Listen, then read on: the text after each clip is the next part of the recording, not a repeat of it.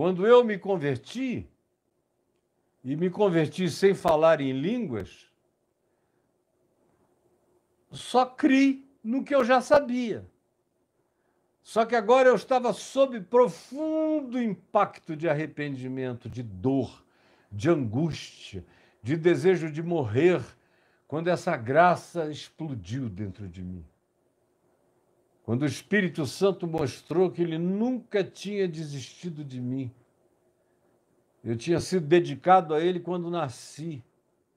Cresci com aquela latência de saber que eu tinha dono.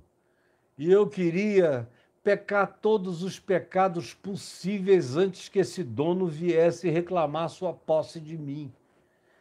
Daí toda aquela angústia de viver, de devorar o mundo todo, viver muitas vidas aonde a maioria das pessoas não conseguiu viver nem a metade da primeira vida que eu já tinha começado a viver na infância. E aí explode aquilo dentro de mim, mas eu não falei em línguas. Eu só comecei a testemunhar na mesma hora.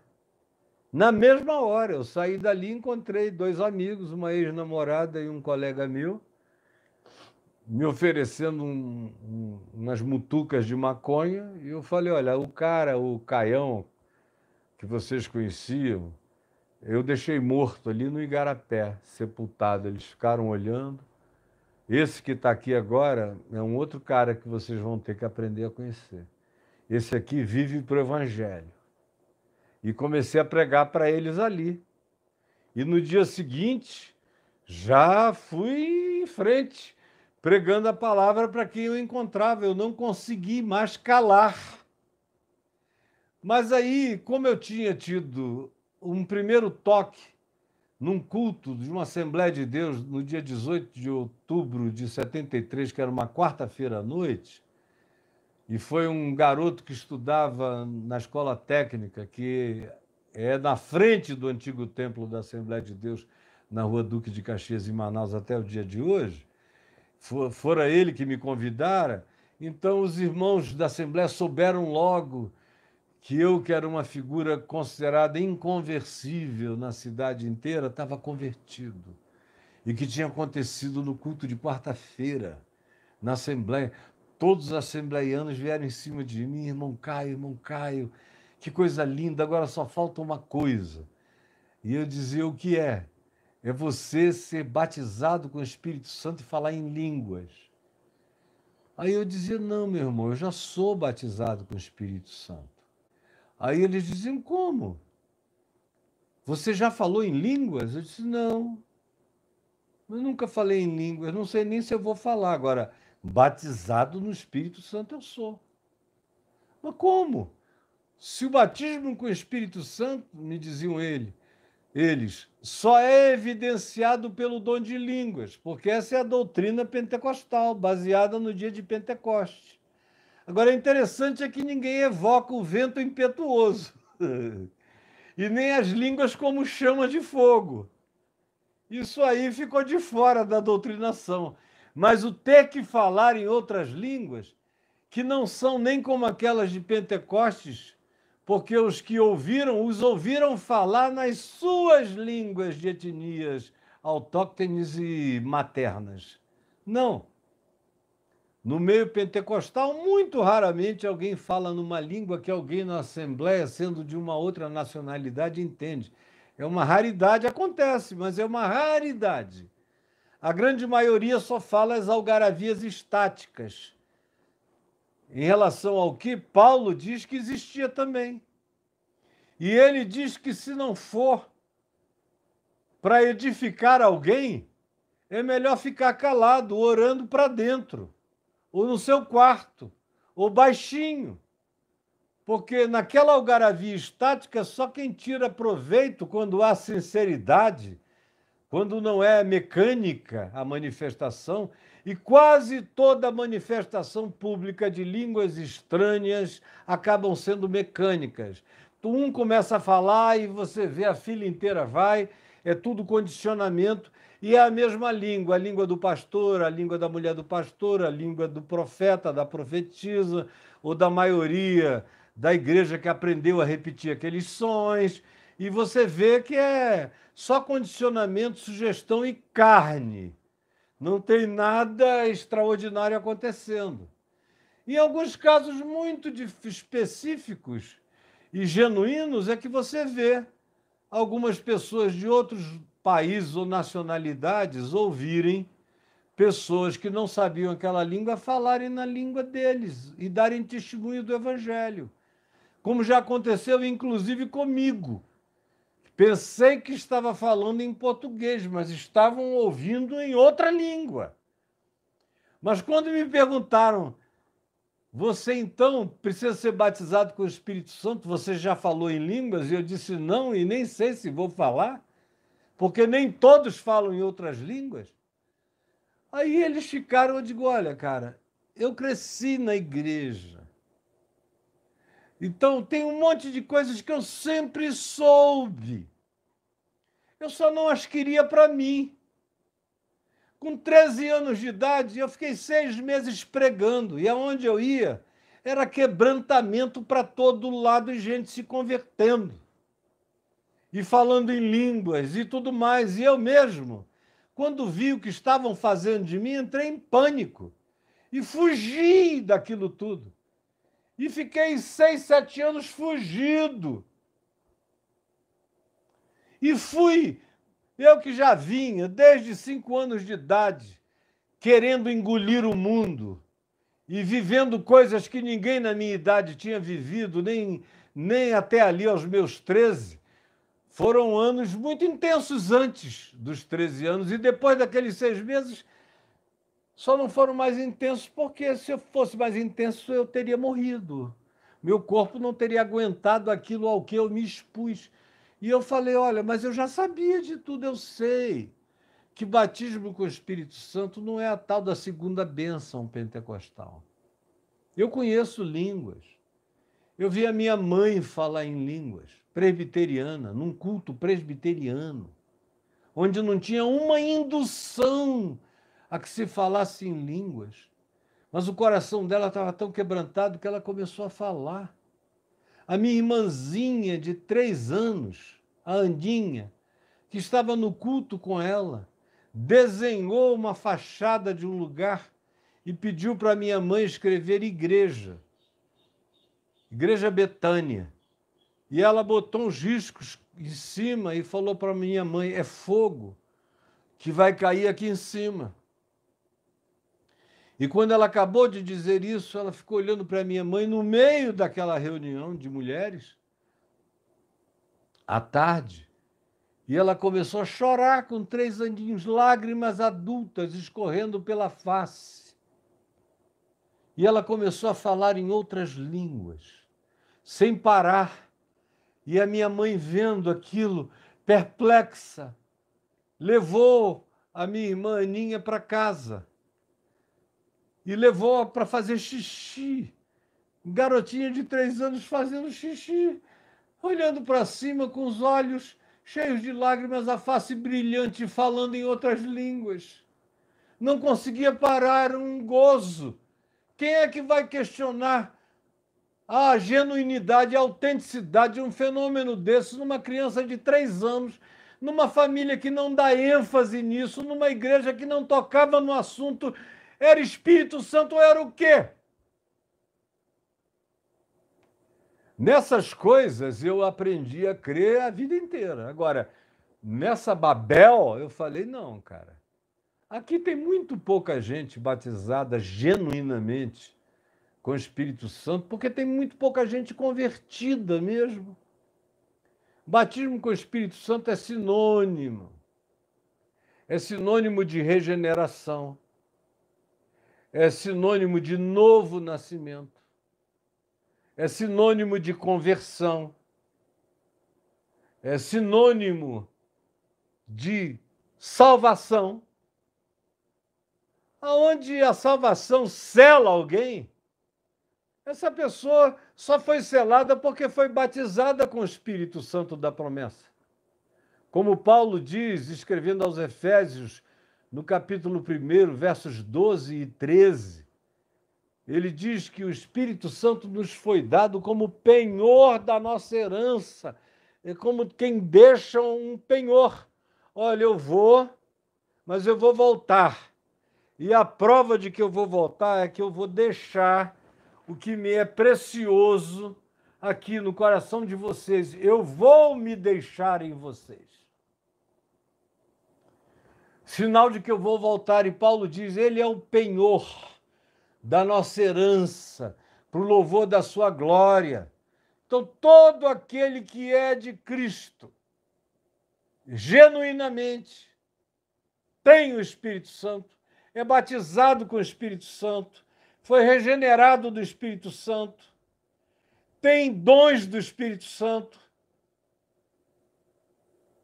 nasceu de novo no Espírito Santo, é nascido, como Jesus disse a Nicodemos, da água e do Espírito. Ou como disse João Batista acerca de Jesus, ele é o que batizará com o Espírito Santo e com fogo. E o fogo não é só aquele das línguas do Pentecostes, são as labaredas do amor, da ardência, do calor, da alegria, da inundação, da manifestação de Deus como poder de alegria, de testemunho e de entrega de vida a Ele. Esse é o batismo com o Espírito Santo que possuem todos aqueles que são genuinamente de Cristo. Não da igreja, não do cristianismo, não da religião.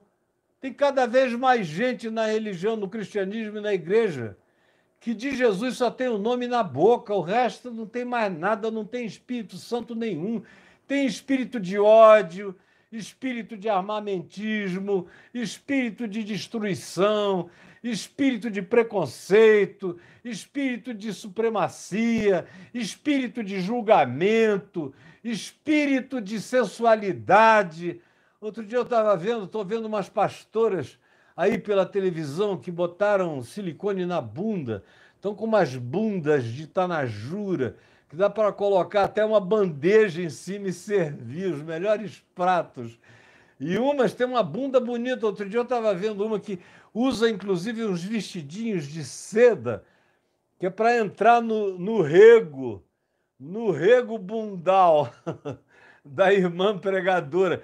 Aí fica aquela coisa, eu estava vendo os olhos dos caras atrás dela no púlpito, e ela rebolando, pregando na frente, prega longo, para lá e para cá, aquele bando de homem olhando, ninguém olhando para a nuca dela, nem para a congregação, todo mundo fixado naquela bunda, que, diga-se de passagem, é bonita, uma bunda bonita da mulher, e sensual, com aquele paninho enfiado ali no rego. Quem é que está pensando em Espírito Santo nesse lugar? Me digam, pelo amor de Deus. Tudo que não existe na maioria desses lugares é Espírito Santo. Você tem espírito de qualquer coisa, sobretudo o espírito da mentira. O espírito da agiotagem, do dinheiro. O espírito da usura. Espíritos demoníacos operando falsos sinais, falsos prodígios, para enganar a esses que preferiram, como diz Paulo, preferiram dar crédito à mentira. Preferiram dar crédito à mentira. Eu estou aqui me esbagaçando há 50 anos pregando o Evangelho. Mas eu sei que a grande maioria não vai dar crédito ao que eu diga, conquanto o que eu esteja dizendo seja a verdade do Evangelho de Jesus. E os anjos estejam dando amém. Mas não interessa. O Evangelho é demais para quem não é do Evangelho, para quem não gosta de amor, para quem não gosta de misericórdia, para quem não gosta de favor imerecido, para quem não gosta de graça inexplicável. É demais. Eles querem barganha, troca.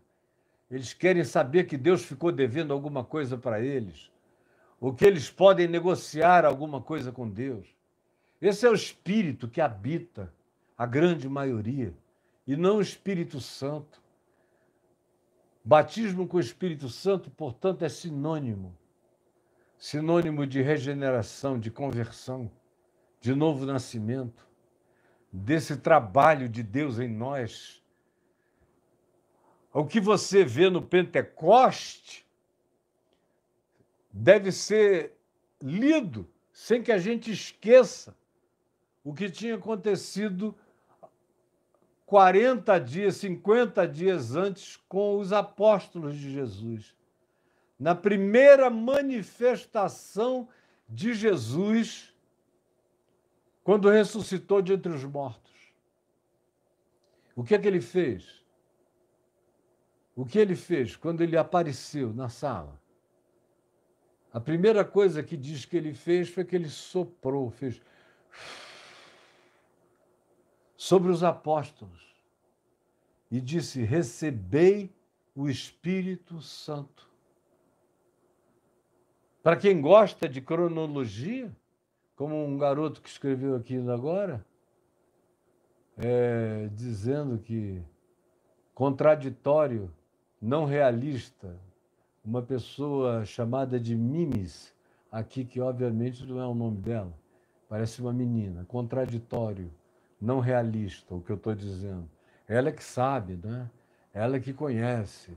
A vida inteira tem uma experiência enorme com o Evangelho, com a palavra, com Deus. Então, Deus te abençoe, Mimes. Mas eu sei o que eu estou dizendo, e bem-aventurados os que souberem o que eu estou dizendo, e os que passarem a saber o que eu estou dizendo, e passarem a crer que é assim, porque uma quantidade enorme de doença mental produzida pela expressão da pneumatologia dispensacionalista pentecostal, que bota a gente nos hospícios porque o cara não falou em línguas. E Paulo diz em 1 Coríntios 12, em 1 Coríntios 14, que nem todos falam em outras línguas, assim como nem todos profetizam, nem todos curam, nem todos têm dom de sabedoria, de ciência, de discernimento, nem todos. Também nem todos profetizam, nem todos falam em outras línguas, mas todos os que têm o Espírito de Deus têm que dar o fruto do Espírito. Assim como João Batista disse, produzir, pois, frutos dignos de arrependimento, o que o apóstolo Paulo ensina em Gálatas 5 é produzir, pois, fruto digno da presença do Espírito Santo em vocês, que é amor, alegria, paz, bondade, longanimidade, mansidão, domínio próprio, todas essas coisas contra as quais nenhuma lei tem nada a dizer. E quem vive essas coisas não precisa nem lembrar de lei alguma, porque quem vive nesse espírito não transgride.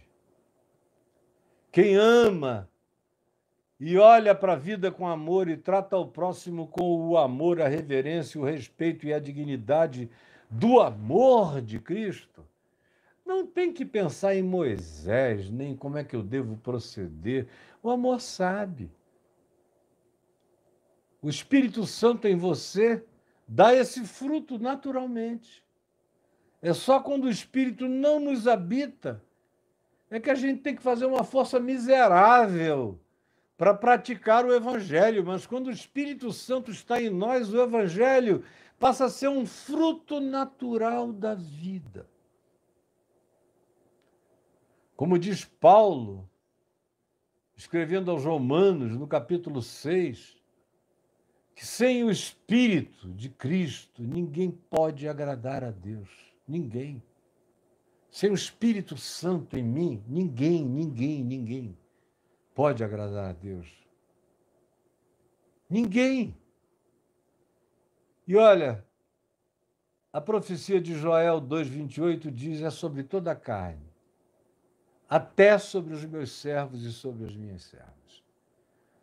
Tem um teólogo presbiteriano aqui do Brasil que uma vez me viu pregar sobre esse texto, embora ele já me acompanhasse desde que ele tinha uns 17 anos, talvez, 18 no máximo, desde que era candidato ao seminário ainda, eu ia pregar no Recife, e ele é de lá, ele sempre estava presente, e pedia para conversar comigo, e saía comigo. Hoje ele é um grande figurão denominacional por aí.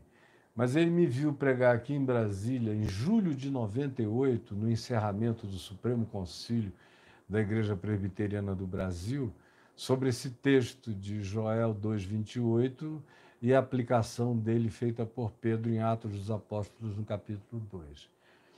E quando ele me ouviu dizer, e aquela desconstrução, derramarei do meu espírito sobre toda a carne significa toda a carne, seja em hebraico, é toda a carne, é toda, é a totalidade da existência. Meu espírito vai se derramar sobre homens, mulheres, portanto, não tem sexismo, não tem etnicismo, não é só sobre judeus e isso e aquilo, aquilo outro, não tem nenhuma dessas separações, não tem nenhuma distinção etária, é sobre jovens e velhos, sobre meninos e meninas, sobre homens e mulheres. E ele diz, até sobre vocês, até sobre os meus servos e sobre as minhas servas. Aí esse teólogo depois fez um comentário que eu fiquei sabendo, dizendo, não, ele não entendeu que os meus servos e as minhas servas eram aqueles escravos que viviam em Israel, mas eram tementes a Deus. Meu Deus, os meus servos e as minhas servas, no contexto inteiro do Velho Testamento, todo, são aqueles que diziam que existiam para o serviço de Deus. Começava com os levitas e o resto do povo todo, piedoso. Fica mais grotesco ainda, até sobre levitas, até sobre os que cuidam dos cultos, até sobre os que se pensam piedosos, até sobre esses que se sabem ou que se dizem meus servos, até sobre eles eu derramarei do meu espírito. Porque o povo mais difícil para receber o Espírito Santo são os meus servos e as minhas servas. Esses não querem o Espírito Santo, eles querem discutir teologia, como a Mimes falou aqui, contraditório, não realista. Só discussão, só bobagem, só perda de tempo. Mas Paulo diz, sem o Espírito de Cristo, e se alguém, leia lá em Romanos 6, se alguém não tem o Espírito de Cristo, esse tal não é dele. E o Espírito de Cristo que me habita é o mesmo Espírito que geme, como diz Paulo em Romanos 8, geme com toda a criação, geme num clamor universal pelo dia do Senhor, pela volta do príncipe da paz e da pacificação de todas as coisas e da glorificação de todas as coisas. Geme. E nós que somos os que carregamos as primícias do Espírito, gememos juntos com ele. Esse gemido do Espírito de Deus, que intercede por tudo e por todos nós, com gemidos inexprimíveis, e intercede por toda a carne. Agora, se você quiser ficar com a teologia da Mimes, que podia ser uma mini perspectiva do Espírito Santo, que caiba numa caixinhazinha, adote a posição que você queira. Mas eu sei o que eu estou lhe ensinando. E o que eu estou lhe ensinando, eu lhe ofereço. Aqui, nesses links abaixo, na descrição desse vídeo, caiofabio.net/links, tá? É só clicar aqui, tá no YouTube, você cai lá. Aí vá na editora Prologos e encomende o meu livro sobre o Espírito Santo, porque o que eu falei aqui não dá nem a introdução do que eu digo lá, é um livro grosso, rico, que vai fazer você tirar essa dúvida para sempre, mais será saúde mental, porque, como eu disse ontem, não há nenhum tema relacionado a Deus no mundo cristão que coloque mais gente em clínicas psiquiátricas do que o tema do Espírito Santo e do pecado contra o Espírito Santo.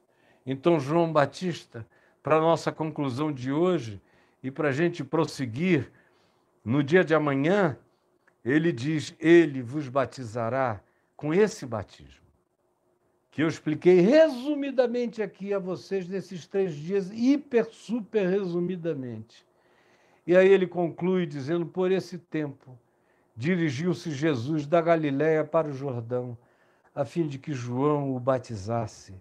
Ele, porém, João,